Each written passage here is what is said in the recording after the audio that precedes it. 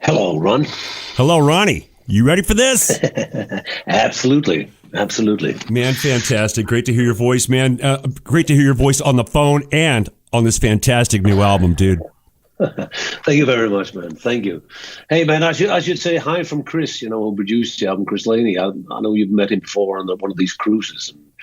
So the Swedish guy from Stockholm, yeah? I know, man, and that guy is absolutely badass. Please tell him that I said hello and congratulations on this producing and playing on this great new record as well. I will, Ron, for sure. Absolutely. Before we start, Ronnie, can I get a liner from you? This is Ronnie Atkins, and I'm on the streets of rock and roll with Ron Keel. Okay. Sure. All right. Ready? Yeah. Hi, I'm Ronnie Atkins, and I'm on the streets of rock and roll with Ron Keel. Can I get one more? Your level's a little low. I'm going to jack it up just a touch, please. Sorry, man. Okay. I'm on the streets of rock and roll. Yeah, okay. Hi, I'm Ronnie Atkins, and I'm on the streets of rock and roll with Ron Keel. That is One Shot, the title track from the new solo album by Pretty Maids vocalist Ronnie Atkins, released worldwide this week on Frontiers Records. And I'm joined right now by the man behind that great music, Ronnie Atkins. Welcome to the show, Ronnie. Nice to talk to you. Thank you, Ron. Nice to be here. Man, we had some pretty good times back in the day. I'm not sure you remember when Keel and Pretty Maids got to hang out a few times during the Future World era. You remember that? I do, actually. In L.A., right? Yeah, we didn't do it. Yeah, we didn't do any shows together, but we did some drinking. I recall doing some drinking together. I can't recall that. It must have been some heavy drinking then. I actually can. I remember you guys were I do remember very well because we stayed at Jimmy Waldo's place in L.A. and we hang out with you guys. You were in the recording and we dropped by and we were with those, what they call rough cut guys as well. That's right. Yeah. Wow, good fun, cool. man. And we finally did come together on the same bill on the 2018 Monsters of Rock cruise. True. Yeah. I remember that one.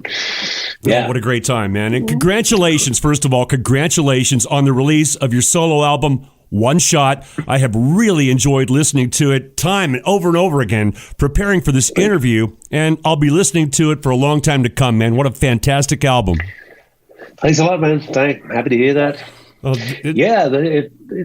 very, very happy about the result. I think it rocks. It's not as heavy, it's not as metal as what I do with Pretty Maids, but more like a melodic rock album, I'd say. Yeah, a melodic rock album, and you said it really well in the press release. Good song is a good song. It just depends on how it's packaged, and you packaged these perfectly. Thank you. Yeah. But you know how it is. If you do a good, as I said, a good song is a good song, and it depends on how you rev it up. And we just decided when we started out doing this that let's make it sound so it's some kind of suitable for. Uh-oh. I lost you. I lost him. Call him back. What went wrong here? Oh, it's all good, man. Modern technology. I lost you for a moment, but we were obviously discussing this new album, and this is more than music, Ronnie. This is more than music business. This one's personal. Tell me and everyone listening why this album is so special and so important to you. Well, it's special because it's been done under different and pretty difficult circumstances, I'd say. Because I did it because I wanted to focus on something positive because I was told I was diagnosed with stage 4 cancer in March last year, just when the lockdown happened, and that was kind of my way to, to focus on something positive. I had all these songs and ideas and focus on something good and then try to, put the bad aside. And so that was some kind of a musical therapy for me doing this album. And I'm happy I did. Absolutely, so it was definitely a different situation. Of course it was. And I cannot imagine, we've battled cancer in my family as well. But like you said, 1 year ago, you were diagnosed with stage 4 cancer and told it was incurable, and obviously decided that music was the best medicine, dove into the process of completing this album. How are you feeling now? Well, I'm now it's a year on, actually, more or less. Well, it is a year on, and I feel good. I'm getting. I've been going through some treatments when it it spread from my lungs to my bones. To one of my ribs actually. Wow. And I had some stereotactic radiation therapy, pretty heavy. Which also had caused some permanent nerve damage. But it is what it is. But I feel good. I mean, I'm in good hands, and I've had immune therapy now for a year. I can have it another year. I mean, there's no guarantees, but I'm in life prolonging treatment, as they say, but I'm I mean, I feel good these days, and I've felt good for quite a while actually. So I'm okay. That's it's there in the subconsciousness all the time, of course, 24/7, but I can't do it. It is what it is. I just got to get the best out of life, man. And that's what I'm aiming for. I really am impressed by how positive you are. If you follow this guy on Facebook at Ronnie Atkins Official, you will see nothing but smiles, good news, positive energy, and that's all over this new album as well, especially in the vocal tracks. And as a fellow vocalist, Ronnie, I was fascinated to learn about your approach on this album. Usually the vocals are done last, after all the music is finished, and then we lay down the vocal tracks. You obviously felt a sense of urgency about this one and recorded all the vocals first. Man, talk about that process. Yeah, I was, because I didn't really literally. They didn't say you have like 3 months to live or 6 months to live. No, they said we don't know how long time you have. We hope you have years, but we can't guarantee anything. So I was in a kind of a panic mode at the time being. So what we did was that we finished up the songs. I sent my ideas up to Chris Laney in Stockholm, and he did like a demo of it, sent it back to me, and I did the vocals. So and then we did all the real instrumentation afterwards. In fact, the very last thing that was done on this album, I think, was the drums. And so it was totally surreal to me, because we always used to go in, as you just said yourself, and do the pre-production, and the vocals are normally the last thing we did, So it's... Yeah, totally weird, and I felt like I was racing with time, and like had a gun against my head. I just wanted to get it done to finish my part, and now a year after, it can seem a little dramatic, but that's how I felt. And the same thing goes for the lyrics on this album. That's how I felt at the time being, as I did them and stuff like that. And there's some great messages in these lyrics about staying strong and being positive and taking that one shot. If you've only got one shot, man, you hit the target right in the center, and that's the way it should be anyway. You're the lead singer, right? Everything else should be built around the vocal tracks. I think I'm going to try that approach on my next album, because it certainly worked for you. Well, it did, yeah. Coincidentally. I mean, I really had no other choice, I really seriously was. When I wasn't sure, to be totally honest, I wasn't sure a year ago that I would live to see the album coming out, actually. To be honestly, but I mean, I'm happy I did, and I hope there'll be a second shot. I mean, that's all I can do right now. You can't tour, you can't do anything, and as long as I'm in good health, I'll keep writing, and hopefully start recording some stuff again. But let's see. Good news. Your voice sounds incredible on these tracks, man. It sounds young. It sounds strong. And dare I say it, your voice sounds healthy. How much of that is the power of your heart, mind, and spirit fighting through? But you had to be scared and obviously in some pain at the same time. Well, it's all heart and spirit, and I think. No, I mean, actually, for 3 months last year, from January, because of the 33 radiation therapies I had in December, and partly January, and I went to chemo and all that stuff. But my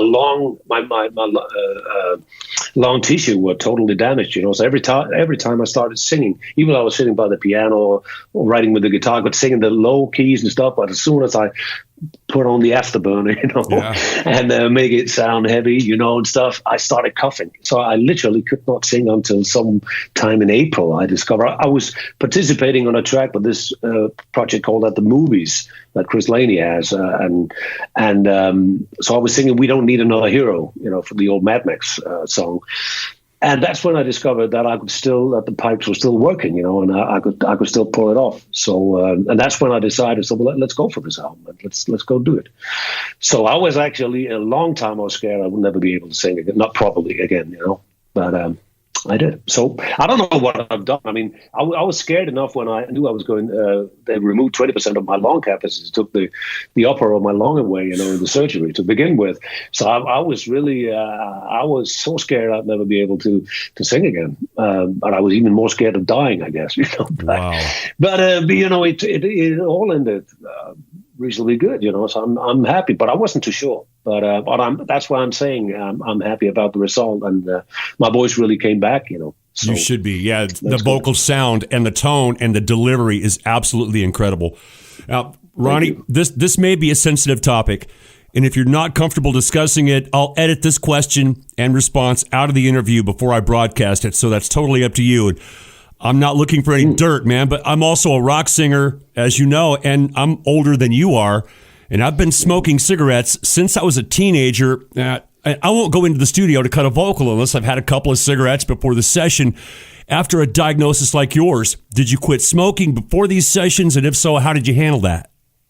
I quit. Hey, listen, I've been smoking since I was 10 years old, I think in my class in school, we were the 30 people, like 25 people were smoking back then. I mean, yeah. So I've been smoking all my life, and I had my share of alcohol too, So I mean, I've been inviting myself, for this shitty situation I ended up in, I guess. But I mean, that said, I don't regret a thing because I had a great life. But no, I quit smoking in New Year's Eve 2017. Actually, then I was vaping for a while, but I actually quit smoking. But I got to say, I still miss smoking. Not that I'll ever start doing it again, because I would be a complete jerk if I did. Yes, so, absolutely. Fascinating, man. For me, it's fascinating because did you have to retrain yourself after you quit smoking and continued singing and touring with Pretty Maids and doing that great record last year? How was that adjustment to being a non-smoker and singing rock for the first time as a non-smoker? Well, I had to tell you the truth. I had a lot of trouble from when I stopped smoking on New Year's Eve 2017, and actually something like 6 or 7 months after that. I was struggling with my voice because I was coughing a lot. You have to get all the shit out of your system, yeah.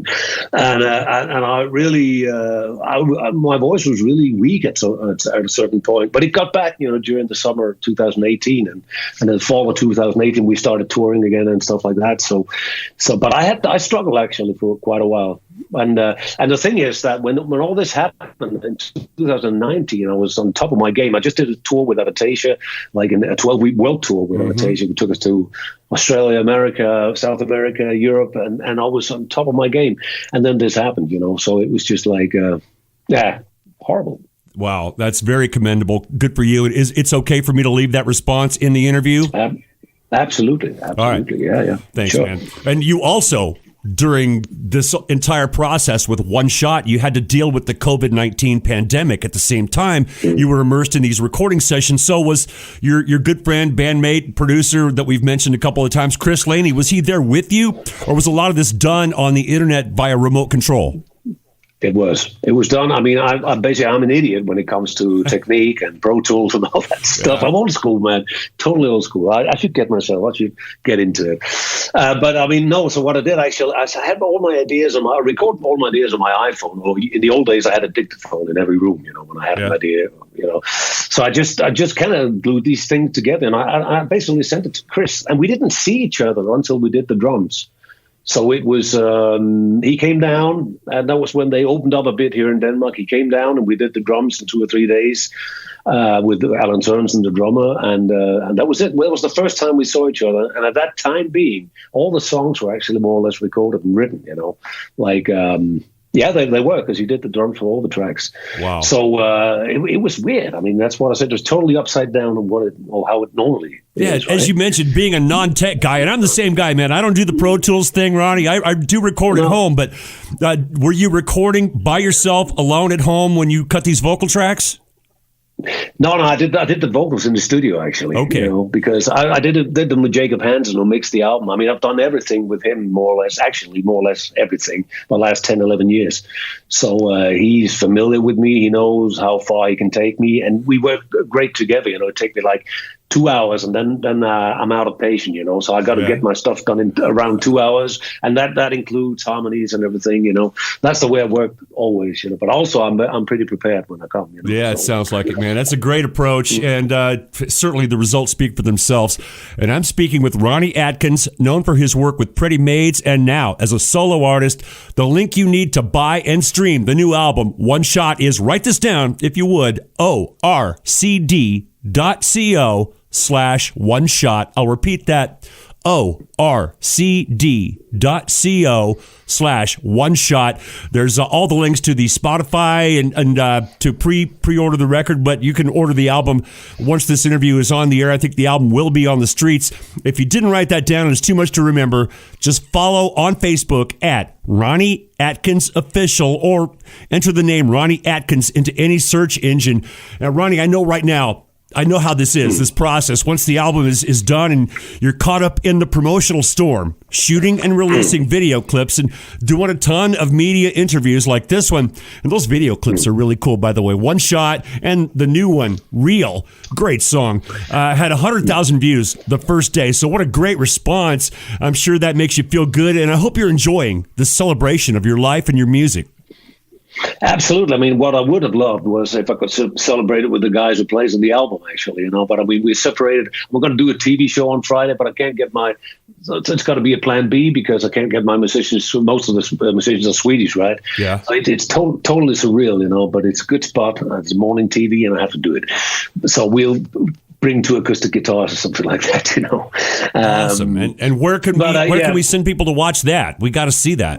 Well, it's on Danish national TV. I don't know what the links are. All right. Well, it's hopefully, TV2, but hopefully they'll share some of that on YouTube for all of us to enjoy that performance. Likely. And probably. Is there any one song? Obviously, every song on this album is really deep and personal and has a lot of meaning for you. Is there one song that really stands out as something that you're extra proud of? I got to say the title track, One Shot, is probably some of the best stuff I've ever done. I know it's kind of a semi-ballad thing, you know, but I'm really proud of that song. I mean, that means something special to me. It also has a good message, you know. It does. So that's probably my favorite on the album. I don't know. I mean, I like them all. Actually, I think it's 11 good songs. But of course, I know that's a tough question, man. You tried to pick between all your children that you love equally. I get it. And exactly. You are. That's it. Obviously, 11 little babies. Yeah, you love them babies. all, and you should, man. It's there's not a every song on this record is a standout track, and I know that you are a guy who really is at home on stage, and your love of performing is quite obvious. The next question is, now that we seem to have a new lease on life, so to speak, and you're contemplating second shot, and is there any way to predict what the touring or performing future might be for you and or Pretty Maids? Or I know you'd love to sing these songs live. I don't have any plans at all, actually, partly because of the corona situation, the COVID-19 situation, and second, because of my own health. You know, I mean, if I feel like I do right now, I'm ready to go on stage. You know, I mean, but I can't. It's hard for me to plan like 9 months ahead because I even have to ask permission from the insurance company to travel out of the country because, for insurance reasons, of course. And if I get sick or something, I have to pay my own way of hospital and pay my flight back home and stuff like that. You know, there's so many things that are so much more challenging now, so to speak. You know, but let me put it this way. Whether it'll be Pretty Maids or whatever it will, but my biggest dream right now, or big dream, is to hopefully go back on stage in some constellation. And when that'll be, I don't know. I hope that's for the whole rock and roll community, for all the fans out there. I mean, we miss rock and roll live concerts so much, you know, all over the world, and it can only go too slow. That's right. And you, if I know anything about you, you will set that goal and stay positive until you reach it. This, your attitude, this new album, both very inspiring and very much appreciated. You have created a masterpiece and shown us all the power of making positive choices. And thank you, and our hearts and prayers are with you. Thank you. Thanks, Ron. Thank you. Hey, this is Ron Keel from the Ron Keel Band, Steeler and Keel. And you got it, the right to shop at the coolest stores on the planet, specializing in all things 70s, 80s, and 90s. Retroactive and Retroactive Part 2 in Myrtle Beach, South Carolina, and online at shopretroactive.com. And I'll be there with you to celebrate Retroactive's Sweet 16 anniversary celebration on Saturday, July 31st. That's right, the Metal Cowboy live in store at Retroactive. I'm going to play some music, take some photos, sign some autographs, basically shop all night and party all day. Music, movies, memorabilia, and more. Retroactive and Retroactive Part 2 have it all. Once again, I'm Ron Keel, and I can't wait to see you at Retroactive Saturday, July 31st. Visit shopretroactive.com.